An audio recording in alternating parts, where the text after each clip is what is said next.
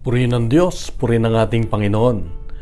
Alam mo ba na kailangan nating matutunan ang wika o lengguwahe ng Diyos para maunawaan natin ang kanyang mga katuruan at sinasabi sa atin?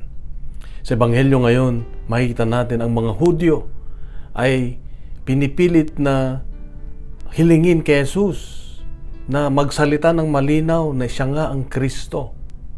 Pero sabi ni Jesus, sinabi ko na pero hindi kayo naniniwala.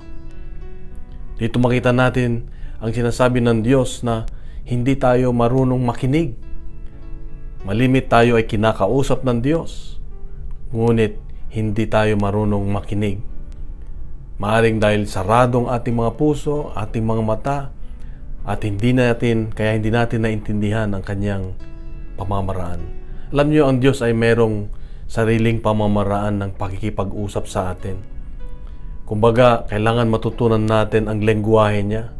Kung nag-aaral ka ng Japanese language, kailangan mong bigyan ng panahon para matutunan ito. Ganon din sa ating Diyos. Ang hiniling niya sa atin ay kung gusto mong matutunan ang kanyang lengguwahe, magbigay ka ng panahon.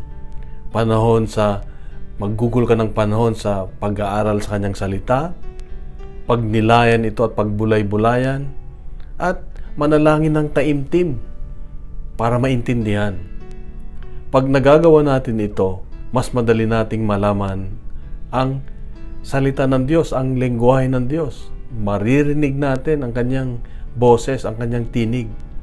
Kaya malinaw, kahit napakaingay ng mundo, dinig na dinig natin kung kailan nagsasalita ang Diyos.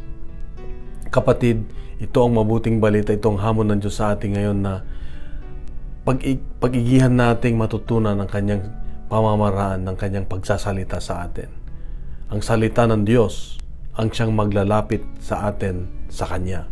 Kaya napakahalaga ang pakikinig at malaman ang kanyang salita, ang kanyang tinig para tayo ay magabayan at matanggap natin ang kanyang kalooban. Kapatid, mahal ka ng Diyos. Mahal tayo ng Diyos. Bukas muli meron siyang mensahe. Pagkalat natin ang mabuting balita.